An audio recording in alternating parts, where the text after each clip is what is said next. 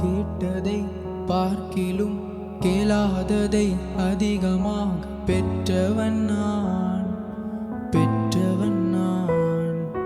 கேட்டதை பார்க்கிலும் கேளாததை அதிகமாக பெற்றவன் நான். தயாளத்தின் உதாரணமாக நீரின் வாழ்வை மாற்றிவிட்டீரே.